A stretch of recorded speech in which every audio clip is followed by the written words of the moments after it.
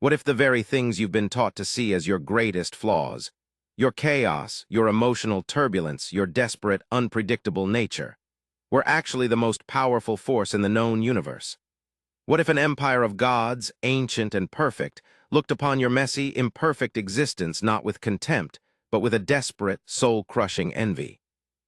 You've probably felt it your whole life, that strange, frustrating disconnect. Ever wondered why your effort doesn't always equal your results?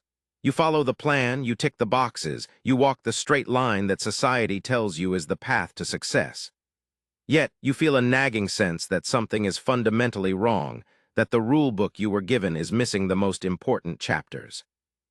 You see others, those who seem to live by instinct, by passion, by a kind of wild, untamed energy, and you watch them carve paths through the world that defy all logic, while your own carefully constructed plans crumble into dust. You feel underestimated, not because you lack intelligence or discipline, but because the very core of what makes you adaptable, what makes you asterisk you, is not valued by a system that prizes predictability above all else. You feel like a square peg in a universe of round holes, and you're tired of sanding down your own edges just to fit. This story, this history from a future that might yet be, is for you. We are about to unravel the profound and unsettling reason why a galaxy-spanning empire, the Luminians, a civilization so advanced they had conquered physics and perfected their own biology, chose to place the entirety of their existence, their knowledge, their history, their very soul, into the hands of a species they initially viewed as primitive, emotionally unstable, and dangerously chaotic. We are going to discover that humanity's so-called fatal flaws were, in fact, the only thing that could save a universe from a terror that logic could not defeat. By the end of our journey today, you will not see your own struggles, your own internal chaos in the same way again. You will understand that the spark of wildness within you is not a liability to be tamed, but a galactic superpower waiting to be acknowledged. The first, most critical thing to understand is the fatal assumption the Luminians made. They believed that perfection was the final destination of evolution. For millennia, they had meticulously curated their own existence. They were beings of pure, stable energy, housed in crystalline forms that resonated with the silent music of the cosmos. They had engineered out every flaw, every random mutation, every unpredictable emotional response, every last vestige of their chaotic biological past. Their thoughts were a shared, harmonious network, a placid ocean of pure logic and serene understanding. There was no conflict, no disease, no uncertainty. They had created paradise, and in doing so they had painted the largest, most perfect target on their backs the universe had ever seen. They had become utterly, fatally predictable. This is the great, terrible secret of the universe. It abhors a vacuum, and it despises a perfect pattern. Into the serene, ordered reality of the Luminian Empire came a predator that fed on predictability. They called it the chittering silence, the void swarm, the great unraveling. It wasn't an empire with fleets and commanders. It was a form of consumptive, adaptive biology on a cosmic scale, a living algorithm of hunger. It moved through the void not with engines, but by sensing and flowing towards patterns. The perfect, unwavering energy signatures of the Luminian core worlds were like lighthouses in a storm, drawing the swarm with an irresistible gravity. The Luminians' flawless battle formations, their strategies derived from millennia of logical perfection, were like a printed manual for the swarm to read and devour. Every logical move they made, the swarm had already anticipated. Every perfect defense was a perfectly understood weakness. The Luminians were fighting a force of pure, adaptive chaos, and they were trying to defeat it with math. It was like trying to stop a flood with a perfectly drawn line in the sand. Their greatest strength, their unshakable logic, had become their executioner. For centuries, they fell back, world after world consumed, their crystalline forms shattered and their energy dispersed into the void. Their serene, collective consciousness was filled with something they had long ago forgotten: terror. A pure, logical, and therefore insurmountable terror. They calculated their odds of survival and found only zeros stretching into infinity. Their paradise was becoming a perfectly ordered tomb. It was in this age of despair that their long-range observational probes, devices left dormant for eons in the forgotten, messy spiral arms of the galaxy, began sending back data from a small, muddy, waterlogged planet in a nondescript solar system. The planet was Earth. What the Luminians saw horrified and fascinated them in equal measure. They saw a species, humanity, that was a living embodiment of everything they had worked so hard to eliminate from themselves. Humans were a symphony of chaos. They were driven by conflicting, irrational emotions: love, hate, greed, altruism, fear, and a bizarre, illogical phenomenon they called hope. They waged war over beliefs. They created art out of pain. They built civilizations that then collapsed under their own weight, only to be rebuilt differently by the survivors. They were fragile creatures of flesh and bone, their very DNA a messy, error-riddled code, a history book of near extinctions, plagues, and last-second adaptations. Their consciousness was not a serene, shared ocean. It was a billion fractured, isolated, screaming islands of individuality. They were, by every Luminian metric, a failed species, a biological dead end, trapped in a perpetual cycle of self-destruction and desperate survival. And yet they survived. They survived ice ages and supervolcanoes. They survived pandemics that should have wiped them out. They survived their own brutal, insane wars. They would be pushed to the very brink of annihilation, reduced to scattered tribes, and then somehow they would claw their way back. They would learn, they would adapt, they would change. They didn't just follow the rules of their environment. They broke them, bent them, and remade them. There was an unpredictability to their survival that defied Luminian analysis. It was messy, it was ugly, it was inefficient, but it worked. The turning point came from the observations of a single deep-field probe watching a fledgling human colony on a harsh moon called Kepler 186f'. The colony was little more than a collection of pressurized domes and tunnels dug into the regolith, a frontier outpost, a place for people who couldn't or wouldn't fit into the more established core worlds of humanity's small interstellar sphere. A scout vessel from the void swarm, a small biological probe, descended upon this colony. The Luminians watched, their collective consciousness processing the event with cold, detached pity. Their models were clear. The colony had a 99.9 recurring % probability of being consumed within a single cycle. The human defenses were primitive, their energy output was a chaotic mess, and their response would be predictably panicked. The swarm probe landed, and it began to do what it did best: analyze and consume the patterns of the colony's defenses. It disabled the automated turrets by overwhelming their simple targeting software. It corroded the dome integrity by exploiting the uniform stress points in their construction. It was a textbook infiltration, logical and efficient. The human colonists were in disarray, their communications a cacophony of fear and contradictory orders. All was proceeding as the Luminians' perfect logic had predicted. But then one human did something that broke the model.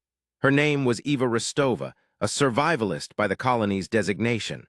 Not a soldier, not a scientist, but a woman whose job was to keep the life support systems running with scavenged parts and sheer willpower.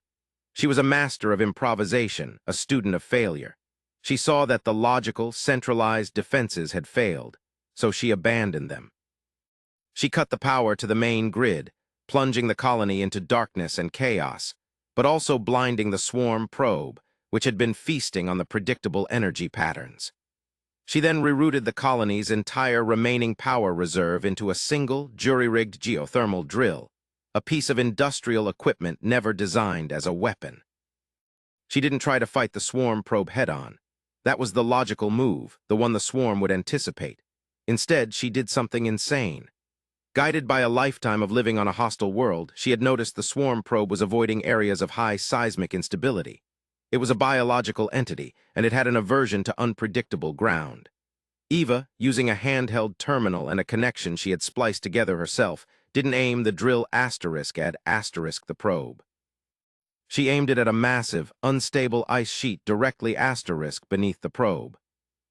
It was a gamble born of pure desperation, an act of sublime, strategic chaos. The superheated drill vaporized the deep ice, creating a massive, explosive eruption of steam and rock that didn't just damage the probe. It shattered the very ground it stood on, sending it tumbling into a newly formed chasm. The swarm probe, an entity that could outthink a supercomputer, had been defeated by a geologist with a hunch, a broken drill, and an act of geological vandalism. It had been outthought not by superior logic, but by the complete abandonment of it. Across the galaxy, in the silent, crystalline heart of their dying empire, the Luminians watched the data from this single event. And for the first time in a million years, their serene, logical consciousness felt a new emotion, something that was not quite terror and not quite hope, but a disorienting, world-shattering fusion of the two. Awe. They had witnessed something they no longer understood. They called it the spark within. It was the fire of illogical survival. The ability to find a solution that isn't on the list of possible solutions. The courage to break your own tools to create a better one. It was the defining characteristic of messy, chaotic, desperate life. And it was the one thing in the universe the Void Swarm could not predict, because it was, by its very nature, unpredictable. The Luminians ran a new simulation. This time they factored in the variable of the spark within, using the data from Eva Rostova's Impossible Victory as the baseline. They modeled 1,000 different scenarios where a species facing the swarm did not rely on perfect logic, but on chaotic improvisation, on emotional gambles, on desperate, unpredictable tactics. The results were staggering. The probability of survival didn't just go up, it broke the system. The model couldn't compute a definite outcome because the core variable was, itself, computationally irreducible. An unpredictable species was the swarm's only true poison. The logical conclusion was inescapable, and for the Luminians it was devastating. To survive, they needed a weapon that they could not build, a strategy they could not conceive of, and a nature they had long ago erased from their own being. They needed a proxy. They needed an heir. They needed the flawed, chaotic, broken, and beautiful monstrosity that was humanity. They had to entrust their secrets, their very soul, to the earthly survivalists, not because they were strong, but because they were a glorious mess. So we've seen how a perfect empire engineered its own doom by mistaking sterility for strength. We've witnessed how their flawless logic became a dinner bell for a predator that consumes patterns. And we've seen the moment of revelation, the single act of desperate human improvisation that showed them the only way forward. They realized their only hope lay in everything they once despised, the chaotic, unpredictable, messy spark of humanity. But recognizing this truth is one thing.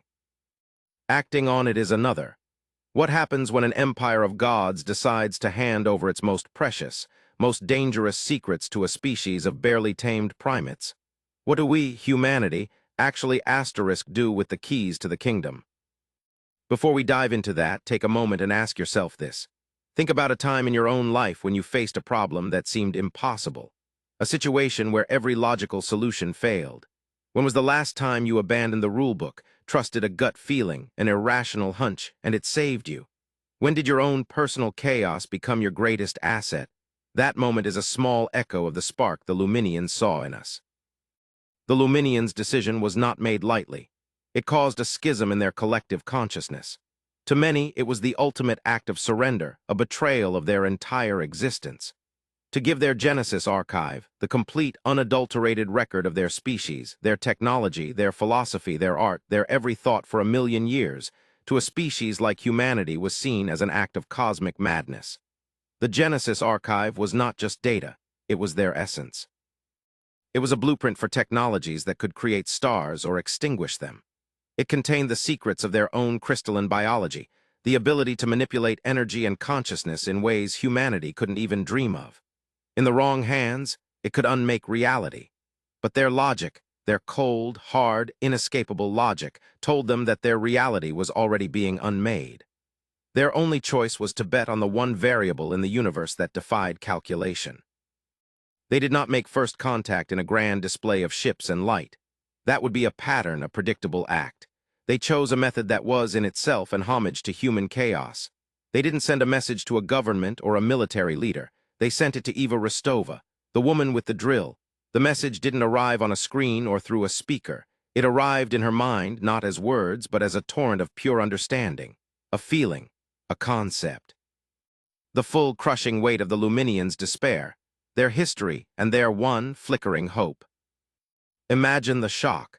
A woman on a desolate mining colony, a person considered a fringe element even by human standards, suddenly becoming the custodian of a dying god's legacy. It was the ultimate test. If she reacted with fear and madness, the experiment would end. If she tried to sell the knowledge for personal gain, the experiment would end. The Luminians were watching for the spark, not for ambition. Eva did something that once again defied their predictions. She didn't panic. She didn't seek power. She sought counsel. She went to the most unlikely group of people, an old, disgraced historian who had been exiled for his unorthodox theories about evolution, a daredevil pilot who flew by feel rather than by instruments, and a cynical, battle-scarred Marine sergeant who had survived a dozen losing battles through sheer, stubborn refusal to die. She gathered the outliers, the misfits, the people who, like her, had learned to survive not by following the rules, but by knowing when to break them. The Genesis archive began to unfold within their minds, guided by Eva's intuitive connection to the Luminians. It was not a simple data dump. It was a lesson. The Luminians didn't just give them blueprints. They gave them the memories of the engineers who designed them, the failures that led to the successes, the philosophical debates over their creation. They didn't just give them battle tactics. They gave them the feeling of 1,000 lost wars, the cold logic that led to each defeat. They were teaching humanity not what asterisk to think, but how the Luminians thought, so that humanity could understand the trap of perfect logic. And humanity, in its glorious, chaotic fashion, did not simply copy the Luminian technology. That would have been the logical thing to do. That would have been repeating their mistake. Instead, they began to corrupt it. They merged the Luminians' perfect, energy-based systems with their own messy, kinetic, and often explosive technology. They took the principles of crystalline energy manipulation and applied them to something as crude as a railgun, creating projectiles that could phase through enemy hulls before resolidifying. They took the Luminians' silent, elegant warp drives and hybridized them with unstable, unpredictable jump drives, allowing ships to appear and disappear from reality in ways that defied known physics and left no predictable energy signature for the swarm to track. They created a fleet that was an affront to good taste and engineering sense. Ships were not uniform. Each vessel was a unique creation, reflecting the personality of its captain and crew. One ship might be bristling with conventional missile pods retrofitted with Luminian guidance systems that didn't just track targets, but seemed to predict their future movements based on a kind of technological intuition. Another might be a stripped-down corvette designed for one purpose: to get close to a swarm bioship and detonate a crude, human-designed nuclear warhead whose chaotic radiation patterns were anathema to the swarm's biology. The new military doctrine was called the Rostova Doctrine, or more informally, the Doctrine of Inspired Lunacy. It was based on a simple principle: never do the same thing twice. Fleet formations were based not on geometric perfection, but on the chaotic, swirling patterns of a flock of birds or the fractal branching of a lightning bolt. Battle plans were intentionally designed with failure points, planned moments of chaos where individual ship captains were expected to improvise, to follow their gut, to create unpredictable opportunities. They used art and music as the basis for their encryption and communication, sending battle commands encoded in a screeching rock anthem or a melancholic symphony, flooding the battle space with meaningless, chaotic data that drove the swarm's analytical senses into a state of paralysis. The first major test of this new philosophy came at the Battle of the Shadow Veil, a nebula where a massive void swarm hive fleet was consuming a cluster of young stars. The Galactic Federation, the formal body of human governance, sent their best conventional fleet, the Third Fleet, a proud collection of spit-polished dreadnoughts and carriers. They fought with honor, courage, and perfect military precision, and they were annihilated in 17 hours. They were too predictable. Their courage was a pattern. Their tactics were in a textbook the swarm had already read. As the remnants of the Third Fleet scattered, a new, smaller fleet emerged from the chaotic depths of the nebula. It was Eva Rostova's fleet, the Misfit Armada as the formal military called them. It was a collection of scavenged freighters, repurposed mining vessels, and a few heavily modified warships that looked more like art installations than weapons of war. They didn't attack the swarm hive fleet head-on. That was what the swarm was waiting for. Instead, Eva did something that sent a shockwave through the human and Luminian observers. She ordered her fleet to attack itself. Ships began firing on their allies with low-powered energy weapons, creating a confusing, chaotic spectacle of light and energy discharges. They broadcast fake distress calls on all frequencies. They vented plasma into the nebula, creating pockets of extreme heat and radiation that mimicked dying stars. They turned the battle space into a madhouse, a Jackson Pollock painting of violence and misinformation. The swarm hive, a being of immense but singular intelligence, paused. Its entire existence was based on finding and consuming order. It was now faced with an enemy that was actively creating pure, weaponized chaos. It couldn't find a primary target. It couldn't establish a pattern of attack. Its tactical senses were being overwhelmed by nonsense. Then, from the heart of the chaos, Eva's flagship, the Unpredictable, made its move. It wasn't the biggest ship, nor the most powerful, but it had a unique weapon, born from the fusion of Luminian physics and human madness. It was called the entropy cannon. It didn't fire a beam of energy or a projectile. It fired a localized, contained burst of pure mathematical probability. For a few microseconds, within a targeted sphere of space, the fundamental laws of cause and effect were temporarily suspended. She didn't aim it at the swarm's central hive mind. She aimed it at a seemingly empty patch of space between the hive mind and its primary weapon ships. Inside that bubble of unreality, causality broke down. A ship that was about to fire its weapon might instead find its own energy-reversing course, imploding its power core. A swarm bioship moving left might suddenly find itself moving right, colliding with its sister ship. The swarm's perfect internal synaptic network, which allowed the hive fleet to act as a single organism, was flooded with impossible signals. It was like a brain having a stroke. The hive mind, for the first time in its existence, experienced confusion. And in that moment of confusion, the rest of the Misfit Armada struck, not in a coordinated wave, but in a flurry of individual, desperate attacks. The old Marine sergeant rammed his heavily armored cruiser directly into a bioship's vulnerable berthing sac. The daredevil pilot flew her tiny scout ship inside the swarm's main energy conduit, overloading it from within. Each act was a suicide mission by any logical standard. But they were acts of inspired lunacy, driven by that human spark. They weren't just fighting a battle, they were telling a story of defiance, a story the swarm couldn't comprehend. The great hive fleet did not break and flee. It did something far more chilling. It unraveled, its perfect cohesion dissolved. Individual bioships, cut off from the hive mind, reverted to primitive, instinctual behaviors, some even attacking each other. The monolithic entity of the void swarm fractured into 1,000 mindless beasts. It had been defeated not by force, but by an idea. It had been defeated by madness. The victory sent a shockwave through the galaxy. The dying Luminians felt a surge of something their language no longer had a word for, a feeling of vicarious, savage triumph. Humanity, the messy, chaotic, emotional primates from a forgotten corner of the galaxy, had done the impossible. They had proven that the path to survival wasn't a straight line. It was a chaotic, unpredictable, and often terrifying dance. This victory, however, created a new set of problems. Humanity was no longer just a proxy. They were now the custodians of Luminian technology and the galaxy's primary defense against the swarm. Power, especially power born from the secrets of a godlike race, is a corrupting force. The Galactic Federation wanted to formalize the Rostova Doctrine, to turn it into a new textbook, to create a new, predictable system based on unpredictability, a paradox that showed they still didn't truly understand the lesson. They wanted to mass-produce the entropy cannon. They wanted to train soldiers to be chaotic, a logical contradiction if there ever was one. Eva and her misfits found themselves fighting a new war, this time not against a cosmic horror, but against their own species' worst tendencies. The desire to control, to systematize, to turn a living, breathing art form into a dead science. They argued that the moment you write down the rules for chaos, it ceases to be chaos. The moment you build a factory to mass-produce inspiration, the inspiration dies.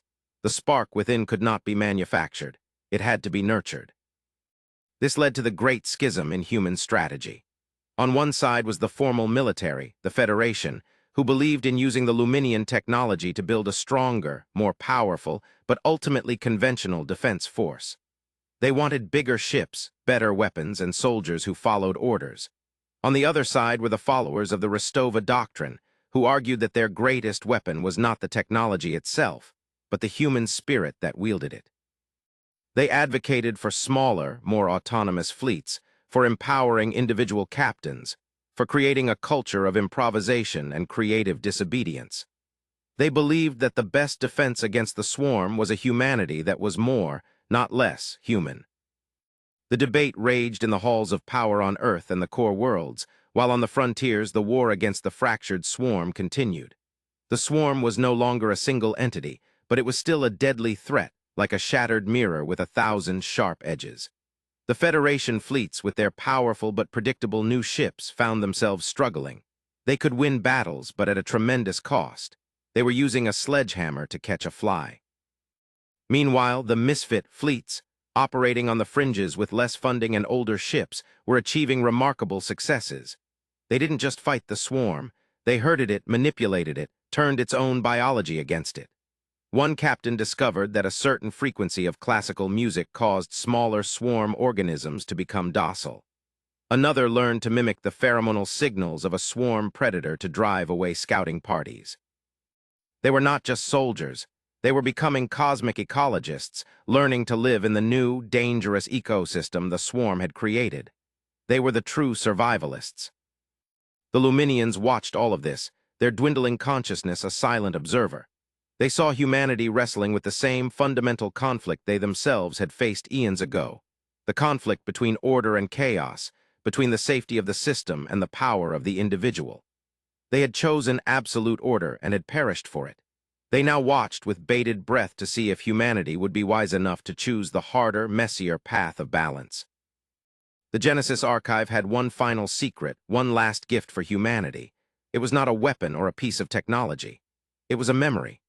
The memory of the moment the Luminians had made their fateful choice to pursue perfection. They showed Eva the world they had lost, a vibrant, chaotic, biological world teeming with life and conflict, a world very much like Earth. They showed her the beings they used to be, creatures of flesh and blood, driven by messy emotions and the fierce, illogical will to live. They showed her that they, too, once had the spark. They had just been so terrified of its fire that they had extinguished it themselves, willingly. This final revelation was the most powerful weapon of all. Eva Rostova broadcast it to all of humanity. It wasn't a military order or a political speech. It was a story. The story of a species that had gained a perfect world but lost its soul. It was a cautionary tale of the highest order. It shifted the consciousness of humanity. People began to understand that the goal was not to become like the Luminians in their power, but to avoid becoming like them in their sterility. They began to see that their own flaws, their emotions, their irrationality, their art, their endless arguments were not signs of weakness. They were signs of life. They were the texture of a soul. The human empire did not become a new, perfect Luminian empire. It became something stranger, something more resilient. It became a federation of misfits, a government that learned to value its dissenters, an army that learned to trust its mavericks. They never fully defeated the Void's swarm. Instead, they learned to coexist with it, to manage it, to push it back into the dark voids where it belonged. The war became a dance, a perpetual act of improvisation. Humanity had found its galactic purpose. They were the custodians of the universe's chaos, the shepherds of the unpredictable fire that is life itself. The story of the Luminians and the earthly survivalists is not just a tale of aliens and starships, of entropy cannons and void swarms. It is a mirror reflecting a deep and profound truth about our own existence. It shows us that the relentless pressure we feel, from society, from our jobs, from ourselves, to be perfect, to be efficient, to be predictable, to fit our messy, beautiful, chaotic souls into a neat little box, is a trap. It is the path to sterility. The universe, it seems, in all its terrifying and magnificent grandeur, does not reward perfect, static order. It rewards adaptation, resilience, and that unquantifiable, fiery, beautiful spark of life that thrives in the heart of chaos. Your perceived flaws, your emotional turbulence, your moments of irrational hope or desperate improvisation, these aren't bugs in your system to be patched out. They are not errors in your code. They are the very core of your operating system. They are the source of your art, your love, your courage, and your indomitable will to survive. They are the echo of Eva Rostova aiming a mining drill at an ice sheet. They are the spark that can outwit a god and terrify a monster. The Luminians had to lose their soul to finally understand its value. They entrusted us with their legacy not so we could repeat their history, but so we could learn from it. They chose us because they lost their own primal spark. So the question we are left with, the one that truly matters, is not what we would do with their ancient technology or their cosmic power. The real question is this: what are you doing with your own spark right here, right now? In a world that pushes relentlessly for conformity, for logic, for predictability, how are you protecting the wild, untamable, and profoundly powerful chaos that makes you, and all of us, human?